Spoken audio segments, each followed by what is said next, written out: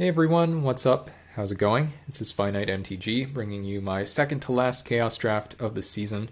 Some really nice ones here at the end. Hope you guys will be enjoying them.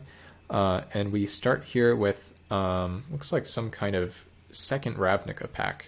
I think this is Dragon's Maze, but correct me if I'm wrong. So here we have Haunter of Nightvale as a really strong gold card. We also have Unflinching Courage, another really strong gold card, and Beetleform Mage, another one of those. Otherwise, it's like Orzhov Guildgate, Rakdos Drake, which you probably shouldn't be first picking, and then the Moss Dog is okay as well. So ended up going here with the Haunter, even though I am taking it pack 1, pick 1. I think it's better enough than the rest of the cards in the pack, and if I pick up any fixing, I'll be more than happy to splash it. Very powerful effect. Alright, so I did mention fixing, and second pick here we have a Spinning Wheel.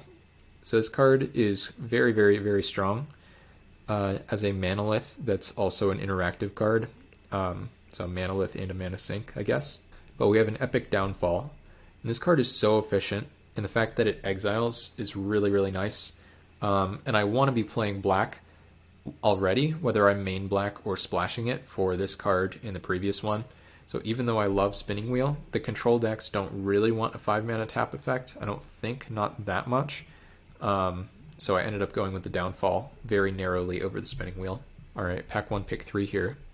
This time we are looking at a couple blue flyers. Here's a Mind Scour Dragon, 6-mana 4/4, and it mills someone when it deals damage to them. And we have an Aven Surveyor here. So this card's very, very nice. If you can use your own ETBs again, it's great. If you can use this as like a tempo card, that works really nicely too. It's just always going to be a really solid limited card. So that's what I went with here. Second 5-drop already. Alright, so here we have a pretty difficult one. We have some really nice blue and black cards like Gateway Sneak, Skitter Eel, and Dead Revels. There's also a Rampaging Rentorn, which is pretty nice, and Burning Tree Vandal isn't too bad either. So I already have one removal spell in the Epic Downfall and one bounce spell with the Aven Surveyor. So I thought Gateway Sneak was going to be pretty nice in my deck. Whenever you can turn these Ophidian effects and combine them with bounce spells or removal spells, they start getting really absurd. So that's what I took here. I think it's the highest ceiling pick, maybe not the strongest card. Alright, in pack 1, pick 5. Speaking of 5-mana cards, we do pick up a Deadly Visit here, which is a really nice removal spell. Surprised to see it go so late. And then, oh, there's a Luminous Bonds over here. That's kind of weird. Well, we're just going to ignore that one, take the Deadly Visit, try to play blue-black, and we'll see how that works out for us. Okay, pack 1, pick 6. Looks like there's basically just a Child of Night, but this is a card I'm really, really happy with in this kind of deck. It's hard to pick up 2-drops that you're excited about, and being able to recoup some life is really important for what I'm trying to do. Child of Night, definitely a solid card for me. Alright, and then here we have a very, very tough one. Possible I made the wrong pick, but I love Spark Reaper. It is a mainstay in my Peasant Cube. It's been one of the cornerstones of the Sacrifice deck for a long time. And Jace's Triumph, even though it is strictly better Divination, not really counting on opening Planeswalker, but Divination is still a really good card for Chaos Draft. I love Spark Reaper because it just turns all your opponent's removal spells into card disadvantage. And if you have anything good to sacrifice, then it's just icing.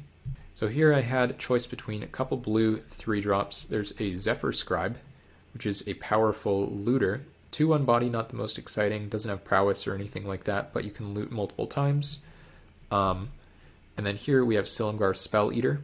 So 3 mana for 2/2 basically, and then 5 mana, turn it into a 3/4, and you mana leak something. So something like this I think would be much better in the original Chaos Draft, where the format's just a little bit slower. But even here, I think this card is pretty solid. The Zephyr Scribe isn't quite as good in my deck because I really want to draw lands and spells, so looting gets worse. But I was pretty happy with the Spell Eater. In pack 1, pick 9 here, I just pick up a Rakdos Drake. Doesn't really go with my deck's game plan, but shouldn't be wheeling, so just going to take it. Pack 1, pick 10 here, we have a surprisingly difficult choice. There's a Steel Gaze Griffin, which I'm not super interested in. I have better 5-drops, but there's also a Runaway Together, or a Peel from Reality, if you will. and a Forever Young. So decks like this can definitely be short on win cons, and something like Forever Young can really help with that. That said, Runaway Together is a really nice interactive card. The instant speed helps a lot. I don't really have as much interaction as I'd like yet, and I do have a couple ETBs that are nice. I wouldn't mind resetting them. So I took the Runaway Together. Here, I think I just pick up a random 5-mana 2/6. Here I do not pick up a random 5-mana 2/5 hexproof. I pick up the Dead Revels. This card is really nice card advantage. Shouldn't have wheeled. It was one of the better cards in the pack, and unlike the Zertog Goblin, it's not a gold card. So not really sure what it's doing there, but happy to take it. Here we get to pick up a Demure Informant, kind of a nice combo with the Dead Revels, because we can surveil stuff into our graveyard and then use the Dead Revels to get it back. Here we pick up a random Fugitive Wizard for signaling, and we get an Island last pick. Alright, pack 2, pick 1 here. Pretty brutal. We have to pass this crazy rare. 3-mana 3/3 Vigilance turns something else into a 4/4 indestructible when it attacks, and it also untaps that creature. But for us, there's a Pharika's Spawn, and that card is really quite nice. 4-mana 3/4, so it doesn't do too much the first time you cast it, but as soon as it dies, if you have some other stuff in your graveyard, it comes back as a 5/6 and makes your opponent sack a creature. So it's very hard to deal with, quite a bit of inevitability. Definitely going to be a good way of finishing games for this deck that's otherwise maybe a little light on finishers. Alright, and then we just get past a pretty nutty one here in Skyship Stalker, so just passing all the Boros rares, I suppose. It's just never a card that's going to make our deck. We're very committed to blue-black here. We know that it's open. We can just ignore the rares going the other way. And here we get to take either an equipment or a vehicle or a medium black creature. So I end up going here with the Sky Skiff. I'm actually hoping to wheel Thriving Rats. This is a card that I won't necessarily play unless I find a lot of good creatures. But 2/3 with flying is pretty decent body. And Thriving Rats can attack as a 2/3, so that's what I'm hoping comes back. Alright, here there's not too much going on in this pack. Cartel Aristocrat's kind of interesting, but if we're talking about white cards, the Kingpin's Pet is just a lot better as a Windrake with Extort, so it ends up being my choice here. I don't think that 5-mana 5/5 pretty huge downside, 2-mana 1/3, or 2-mana not very large creature are going to be super important for my deck. Alright, and then here we have a very strong pack. So we have a Thoughtseize, we have Cutthroat Maneuver, which isn't great for us, but is pretty decent. Disciple of Phoenix, so nice card advantage. Not an amazing power and toughness, but not the worst either. We have Lash the Whip, decent expensive removal spell, and we also have a Griptide. So here I went for my old take the card of the color that is rarer in the pack and hope to wheel a card of the color that is more common.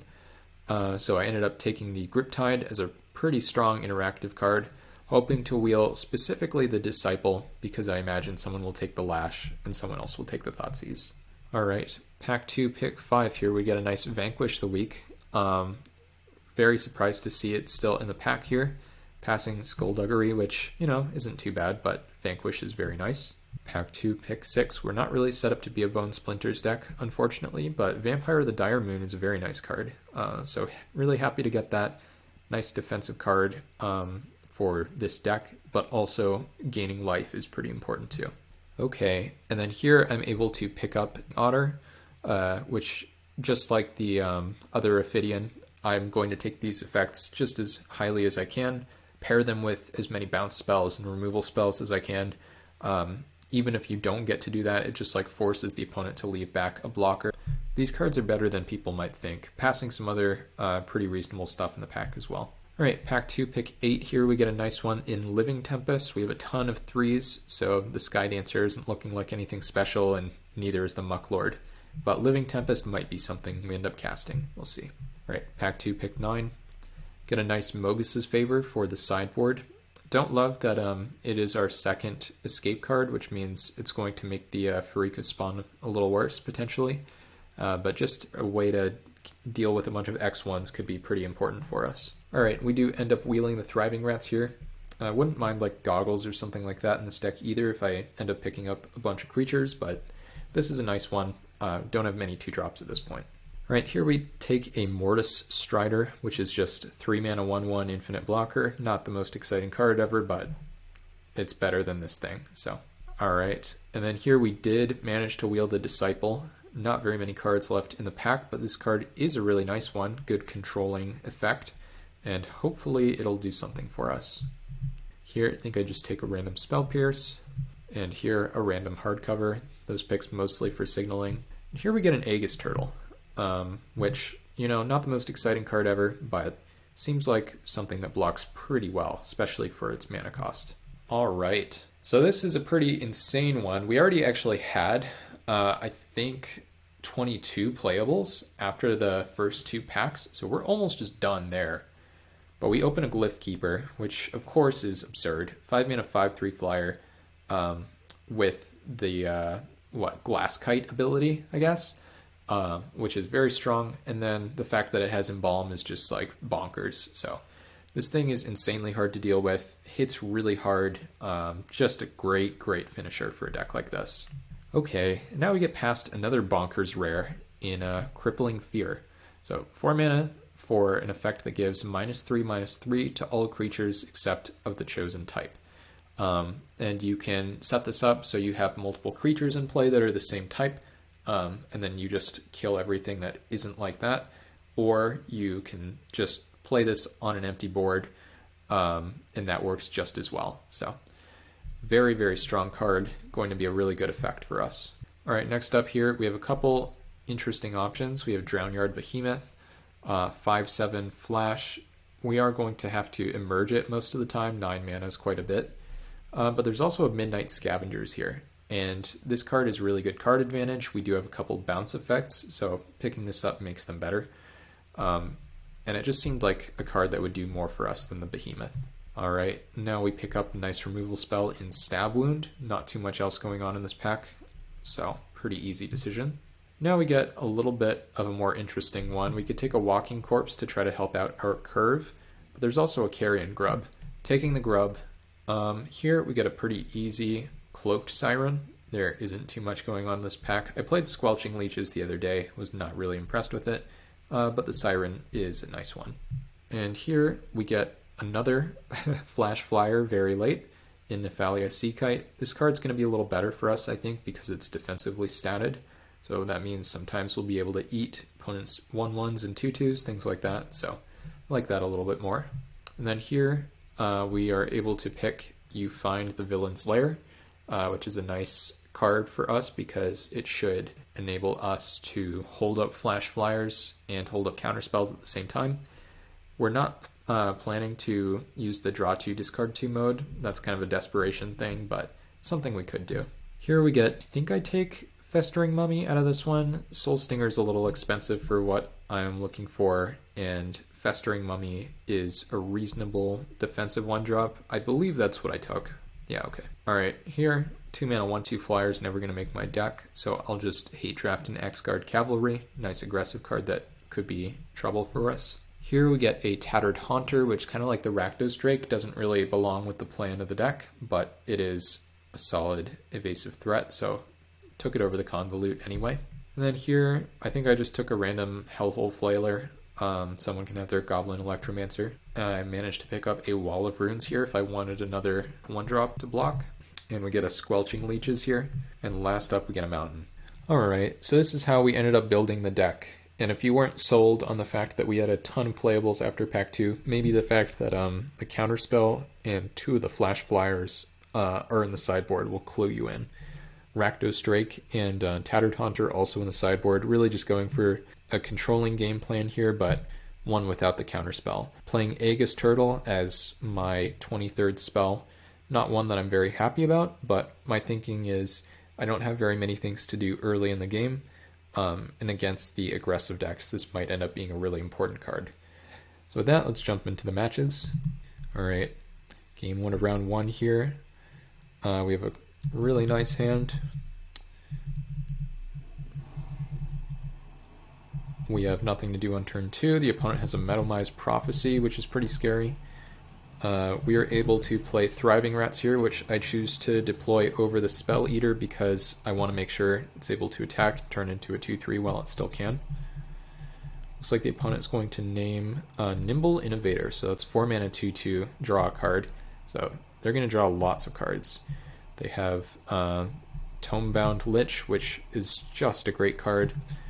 Kind of a problem for my Thriving Rats. And so here I just get to deploy a Pharika's Spawn.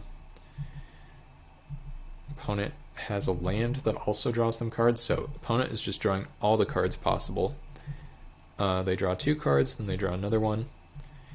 They're just going to pass back here. I'm going to put Stab Wound on their Tomebound Lich, and then just attack for 5. Feels like I'm in pretty good shape, but then they block, and that's pretty scary, because it means either they're a very bad player, or much more likely they have something bad for me coming up.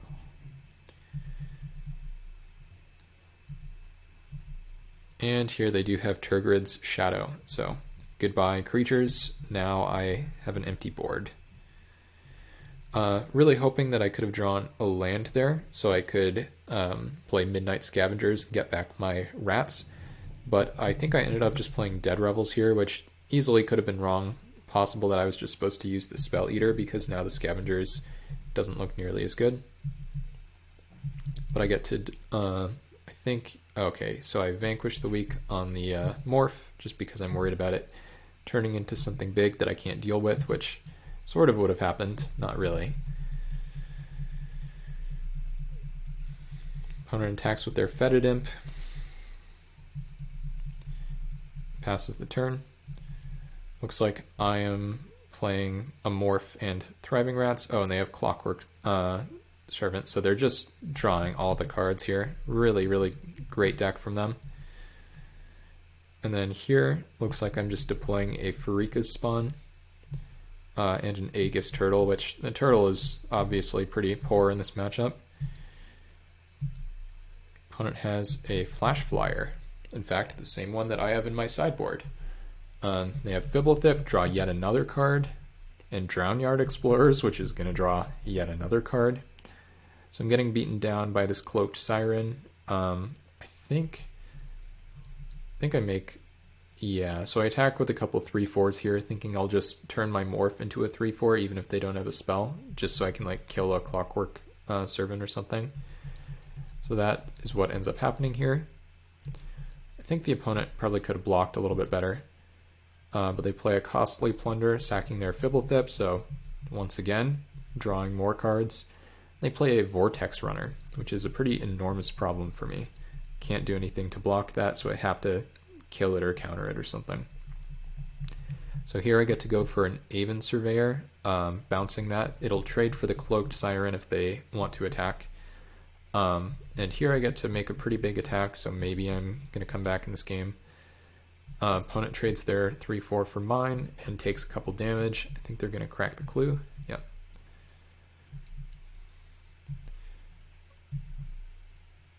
Opponent plays Lingering Phantom, which I'm not too worried about, but I can't really attack profitably anymore on the ground or in the air, so that's not ideal. Play Midnight Scavengers, getting back the Morph, and I just have to pass the turn here.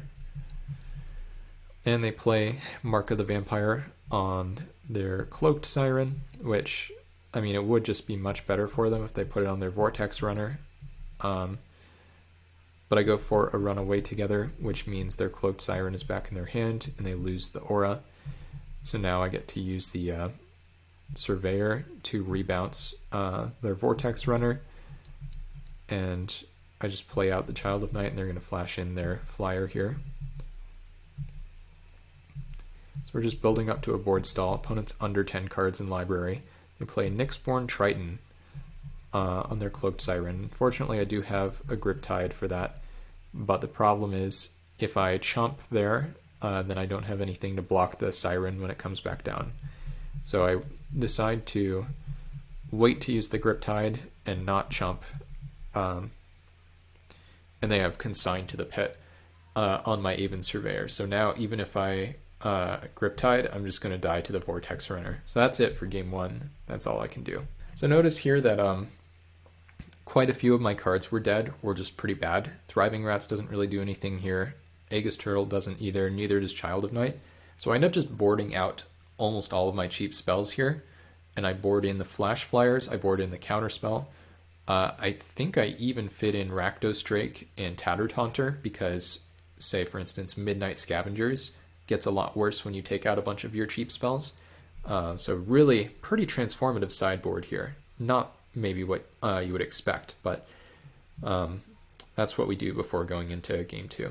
Then here we are for game 2. We're going to draw first in this matchup, even though we did just bring a bunch of flyers in, can potentially beat down, and somehow we have a very aggressive curve. I think our only 2-drop in the deck is the Tattered Haunter, but we're about to curve 2 powered flyers into each other here with removal backup, so it feels pretty good.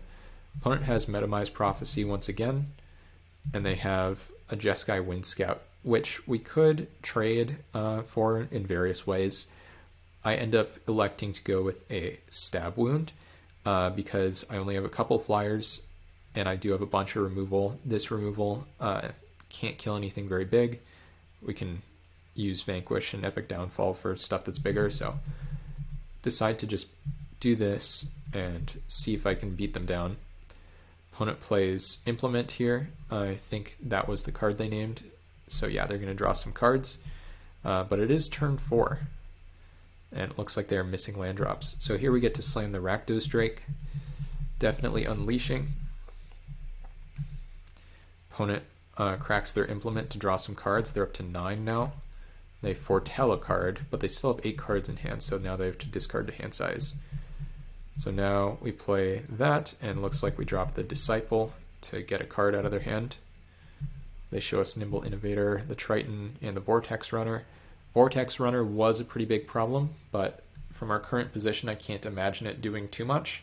So the Triton is the card that I'm most worried about here.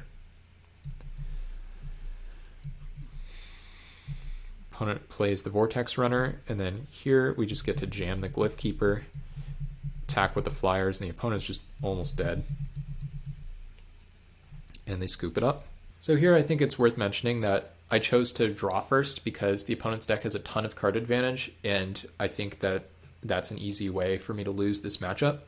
I wasn't trying to mana screw them or anything. I was just trying to be able to like hit my land drops a little bit better, and beating them down was kind of an accident or coincidence, I guess. So not expecting to be able to beat them down again, and I'm really hoping they choose to play first.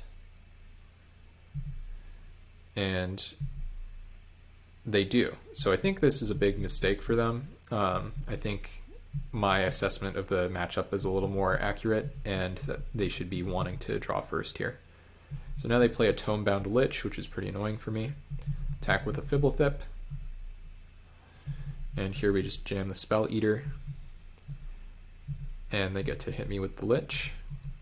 Discard the Lingering Phantom, so that's pretty good value for them.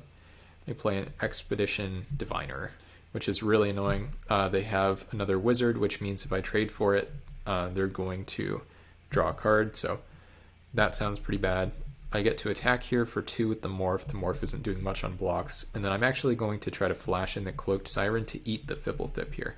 Just get a little bit more value out of it, rather than like trading with their 3/2.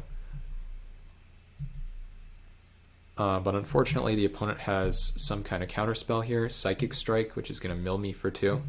But we mill Vanquish the Weak, which is, well, it would have been a nice card to pick up, and unfortunately that doesn't give us any value for the Dead Rebels. And opponent plays the Metamized Prophecy once again. So 3 games in a row. Pretty strong card as well. And so now we're just going to try the same play here, but with the 3/3 Flash Flyer. Kind of funny. We do have the counterspell up technically. They play the Nimble Innovator. And they do end up making the same attack. So yeah, we get to use the Living Tempest to eat the Fibblethip. But you might notice our life total is getting a little precarious. We're down to 9, opponent's all the way at 19. But now we draw the 3rd Flash Flyer, Nephalia Seakite. We can't quite hold up Counterspell plus you find the Villain's Lair, but we can go for an attack here. I think, yeah, with both, which is maybe a little insane, but my thinking is that I should be able to use the sea kite to eat their 2/2. And that makes this play worth it, even though it seems kind of stupid. They also probably know what the morph is. They play just a Fetid Imp here, which I think is the card they named with this. Yeah. So that draws them some cards. And yeah, they go for this attack once again. Now I play the Sea Kite and trade off. I think I should have played this a little more defensively with Dead Revels in hand. Like, I can't do much to gain life here, and that's kind of getting scary for me. So I draw a land, and I think here I just pass the turn, decide I can't really afford to attack with anything, so it's just time to stay back and try to use the Dead Revels after making a trade or two. Opponent goes for an Implement. I decide that this is a good time, at least a good time as any, to flip over my Morph and counter their Implement. So they get their Lurking Phantom or whatever back, but now with a 3/4, their Tomebound Lich doesn't have as good of an attack, neither does their 3/2 Prowess. But they attack with the Lich anyway, and here I think we just trade 2/3 for their 3/2, and we put the 3/4 on their 1/3. So we're going to let the 1/2 Death Touch hit us, but not too worried about that. These are probably as good of trades as we could hope for here. And now we have Dead Revels turned on in terms of the Spectacle, because we left the 3/3 flyer alive. So here I get to return a couple things. And then I think I just play the Spell Eater face down here, holding up the... oh, no, I don't. Oh, that's right. Okay, so I just play the... well, I hold up Nefalia's Sea Kite and the Runaway together. Can't really use the You Find the Villain's Secret Lair, but opponent has Drownyard Explorers. And very fortunately for me, they just don't attack with anything, which I think is probably incorrect. With me at 4 life, I think you have to get a little more aggressive than that. So I play the Sea Kite, and we draw a Tattered Haunter. So now we get to play that, and we get to play the Spell Eater, and we're still holding up the You Find the Villain's Lair here. So now we're in a very good spot. We don't make an attack because we don't want to trade with the Fetid Imp, though maybe the 2/3 was supposed to do that because we then can attack for 5 next turn in the air. But fortunately for me, we just draw an amazing card here in the Aven Surveyor. We get to bounce the Fetid Imp, and that's just game over. So all the way back from 4 life, we're able to just chain a bunch of the flyers together, and some other decent card advantage, and just close out this game. Not really sure what was in the opponent's hand, but I imagine it must have been pretty bad. Alright, here we are for round number 2. And we have a very nice hand here. Playing against a white-blue deck, they're going to foretell something. Here they play just a random 3/2. We're not going to stab wound that. We want to use the Crippling Fear if possible. And they play Herald of the Fair. Attack me for 4. Even if they got a 1 counter, it would still die to this Crippling Fear. And so I just have to make sure I don't choose Human here. If I choose Human, I lose the game. So we're going to choose... Can you guess what I chose? Let's see if we go to the game log. Brushwag. That's right. It's a little bit less funny now there's a second one of them, and there are changelings in the format, so there actually is like non-zero amount of utility to doing that, but I don't know. I thought it was very fun. Okay, and so now we draw land for... or we draw the Glyph Keeper, and we have 5 lands, so we're just going to jam that here. We don't really care about killing their 3/3. We're just going to race them. So opponent hits me for 3 and passes. We're just going to attack them for 5. And then looks like we just try to stab wound their 3/3, but they have a Memory Lapse, which is kind of annoying, but we're still winning this race, so it's not too bad. Opponent hits me for 3. And they play a Banisher Priest, which is not really going to cut it versus the Glyph Keeper. If they had one other way to target it, like let's say they went Unsummon Banisher Priest, then I could almost be in trouble, but I still have a bunch of ways to interact with the Priest here. So this is just a Grey Ogre, basically. It's hard to cast. And now I think we go for, yeah, just an Otter. Yeah. Yeah, this is a very good otter too, and a very good runaway together coming up. So we hit the opponent for 5, and now we're set up to just trade for the Banisher Priest. We want to keep our life total high. If they have some kind of trick, then we're set up to use the runaway together, which is basically why I made this play. And the opponent goes for Warhorn Blast, the card they foretold. So now we get to run away together, returning the otter to my hand and bouncing the unblocked 3/3 to theirs. So now we're just like handily winning. We just like play the otter. I think I stab wound their 2/2 or something. Yeah, it doesn't even matter. And then I just hit them for 5. They're dead to the Glyph Keeper next turn, and we have a couple ways to remove any blockers. So obviously really, really insane draw here. All right, game 2 of round 2. Another pretty nice hand. We do have the Aegis Turtle. We didn't change, I think, our deck after sideboarding this time. This is the kind of deck that we are set up against, or at least so I thought, because the opponent here has a 1/1 flyer, which the Aegis Turtle does not block super well. Opponent then plays, that 3/2, and then we draw Crippling Fear. So once again, that's just going to be able to mess with them quite a bit. They foretell something here. I go for the pretty free block, but it was a free attack.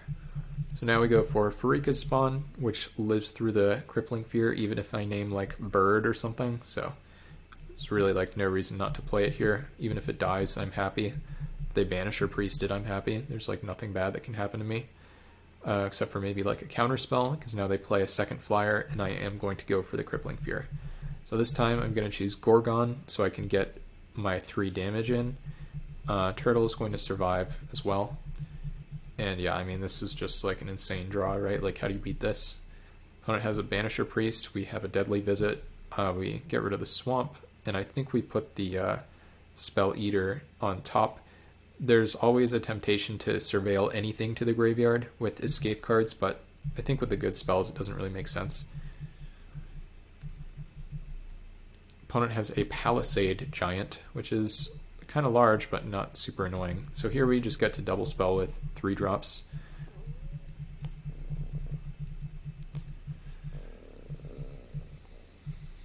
And pass the turn. We need to be able to deal this thing 7 damage. Uh-oh, looks like we went a little too fast through the replay there. But opponent now is attacking with both of their cards. I think they have... Yeah, they do have a foretold card, so if we just remember the +2/+1 effect from last time, we should be fine here. And I believe I was thinking I'm just going to put the turtle on the 3/3 and then just try to crack back with the Sea Kite and all my creatures here to try to kill the Palisade Giant, which again shouldn't be too difficult. And so, yeah, they Warhorn Blast, I take 4, my turtle dies. You can tell you're in trouble when the control deck with a bunch of mana up and cards in hand just lets it happen. Then I play, Nephalia Sea Kite. Then I go for an attack. Left this one back because, remember, it doesn't actually draw a card here, because the damage that it would deal to them would instead be dealt to this. So here I just attack for exactly 7, and I figure it doesn't really matter if I end up unable to kill the thing. So here they go for a Collar the Culprit. I probably should have countered this with this, but for some reason I wasn't thinking about that. I think because I had a bunch of cards in graveyard anyway, and I just didn't care. Which, yeah, I mean, frankly, also makes sense. So here, I just bring the Farika Spawn back and force them to sacrifice, I think, the 3/3. So yeah, now we just have a larger Farika Spawn, still a problem for them. And now I think we attack with, with the 5/6 and the 2/3, which is exactly enough to kill the 2/7. Doesn't matter whether they block or not. And now we're just going to pass. I don't know if they have any kind of Wrath or whatever. It doesn't really change anything if they do, but we don't really need to play our stuff out. So just play a land here. Attack with all. And there's a Thriving Rats. And that's going to be game over, I believe. maybe there's a reason to play out my stuff. Let's say they have like entreat the angels or something absurd that could kill me, but I think for the most part, it's almost impossible to lose here no matter what you do. You would need an extremely specific card like entreat. So, all right, here we are for game number 1 of round 3. And it just occurred to me that entreat the angels is not legal in this format. So this hand is pretty good. Unfortunately, we did have to mulligan though, so I think I get rid of Run Away Together, just the weakest card in my hand. But I do have a nice one here. Opponent hasn't done anything. Turn 3, I get to play Gateway Sneak, try to sneak in some card advantage. Opponent has a 3-mana 2/1, so now I just have a free attack into that, which is great for me. I draw Child of Night, which I'm just going to play here. Also has a good attack. Opponent has a Territorial Scythe Cat, which I'm not super worried about at this point. I think I just drop a Haunter of Night Vale here, and my plan is next turn just to play one of the removal spells. Oh yeah, I do get to attack with the Child of Night. But now I get even more damage because I have the Haunter first, which may have been better than not killing the Scythe Cat, kind of unclear. They play a Rampaging Rentorn. And now we go for the Deadly Visit here, I believe, on the Rentorn. And we're going to keep the Spark Reaper and get rid of the island. Spark Reaper is going to be able to turn stuff like Child of Night that doesn't seem super relevant into other cards, which is going to be pretty good for me.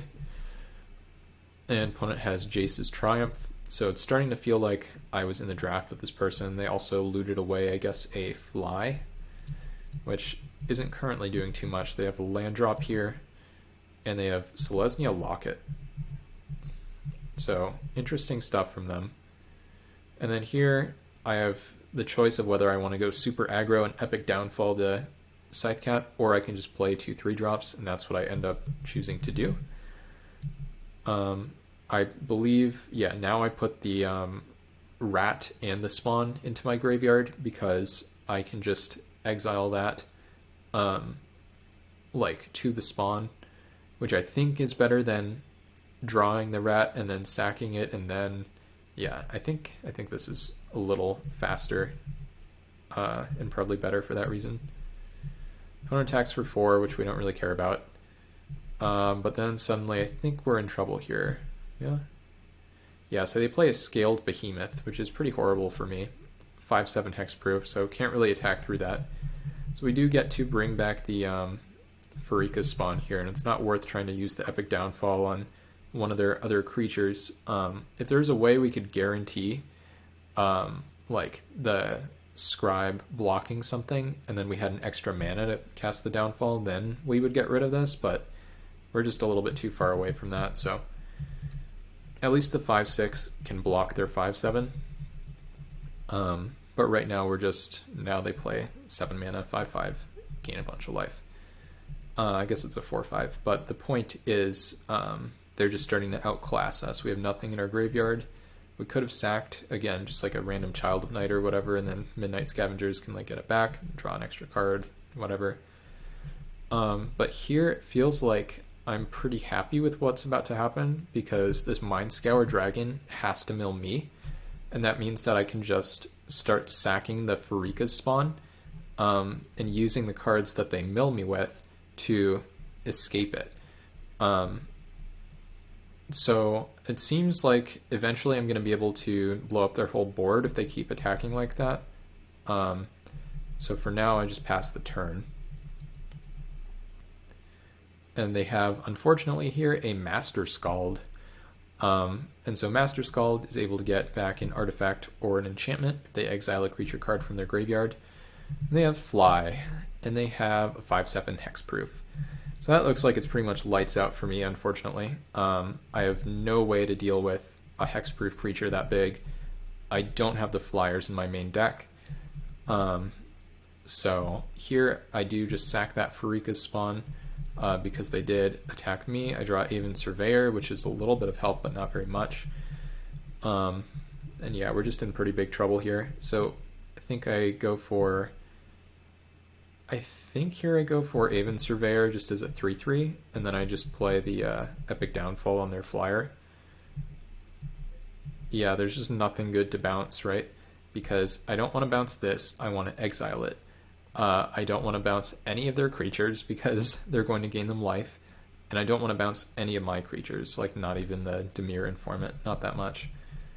So now I'm just trying to set up here. Oh, by the way, I think they milled a Glyph Keeper.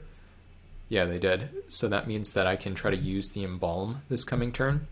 And then I can have a 3/3 and a 5/3 to double block their 5/7, which is technically a way I can either win or stay alive or something.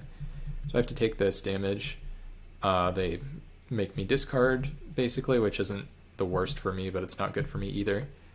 Then they play just a random huge guy that gains a bunch of life, which isn't the most relevant, but still a little bit annoying. And here, I just really need this double block to work. If this double block doesn't work, I basically can't win. And the opponent has something very expensive. Scavenge. So apparently they just had the Monitor in their graveyard. So now they make an 8/10 flyer. And at this point, there's really nothing I can do to get out of this. 8/10 flying hexproof. So I just throw a bunch of creatures in front of this 6/6 Trampler or whatever. It doesn't really change too much. The important thing is I keep the Glyph Keeper and the Death Toucher alive. They also have an unsummon to blow out the multi-block. But yeah, basically I can't win versus Giant Hexproof Flyer. So Pharika spawn, they just sack like a 4/4.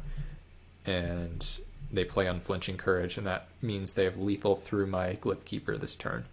So really expensive, but also very powerful stuff from the opponent's deck, hoping that they won't be able to do this to me twice. So once again, I am going to make the flying sideboard plan come to life here. So boarding out all my cheap spells, which seemed equally unimpactful in this matchup as in the first one, and just boarding in all my flash flyers. This time, even though I'd like to be on the draw, I feel like I have to be on the play because I could just end up getting beaten down by Scythecat and the other stuff. This isn't like a control mirror the same way the first one was, so I don't think I can afford to take the draw. But yeah, I do choose to cut basically all my cheap spells. I don't know if I brought in Disciple this time, but I did bring in the counter spell, and I did bring in a bunch of flyers. Alright, game 2 of round 3 here. And we have a very, very nice hand with the Thieving Otter and multiple ways to back it up. So hoping to use that to very good effect, and it looks like Thieving Otter into Mist Land Drop is just enough for the opponent to concede. They were missing a couple colors. And yeah, we were definitely winning this game if they just miss a land drop here, right? Because let's say we don't even draw anything exciting, we still get to go land, play another creature, then we have 3 removal / interactive cards to back it up, so really hard to imagine things going too poorly there for us. Alright, and here we are for the final game. We get a pretty nice hand, missing double blue for the You Find the Villain's Lair, but otherwise pretty good stuff. We are a little slow and expensive. Looks like the opponent, I think, mulliganed and then led on blue-white, which meant, I think, that they found Forest on turn 3. So we just have to pass the first few turns here without doing anything. They play a Garenbrig Carver, which is a really good sign for me that they're not doing much. And I get to pass the turn here, and I have my Cloaked Siren that I get to jam. I decide I don't want to trade, and I can still Crippling Fear and keep that thing alive, so that's going to be my plan eventually. I think here I just go for the Glyph Keeper. It really felt like they were F6'd, so not too worried about a counter. Opponent attacks for 3, and then play something expensive, I guess. Oh yeah, they play their 4/4 flyer, which would be pretty annoying, but fortunately we just get to Epic Downfall it. Problem is here, this is actually a pretty critical mistake. I mistap so I don't hold up You Find the Villain's Lair. So as soon as I realized that, I was really upset. I can still vanquish the weak if I need to do that, but very, very much hoping that I don't need to counter anything that happens here, because I would be able to if I just tapped a little bit better. So now the opponent goes for, I think, an Ichthyomorphosis, yeah. So they turn my Cloaked Siren into a 0/1, and they play just an Incursion Specialist. So here, with my life total relatively low and only one super impactful creature in play, I decide it's the perfect time for a Crippling Fear. Now I even draw a Vampire of the Dire Moon, which I can add to the board after the Crippling Fear. So attack my opponent for 5, play the Vampire, and that's it. So, amazing blue-black deck, slightly less than amazing play for me by not holding up the counterspell, but really happy about how things went. I think the sideboard was really, really key. Being set up versus the aggressive decks may or may not have been the right call in the dark. Definitely felt like the disciplined thing to do to put a bunch of good cards in the sideboard. But I did really end up needing those flash flyers against my round 1 and round 3 opponents. So thank you all for watching. Like I mentioned before, I do have one more video coming, so don't despair that chaos is over just yet. You can despair after watching my last video. But hope you have enjoyed this one. Talk to you soon.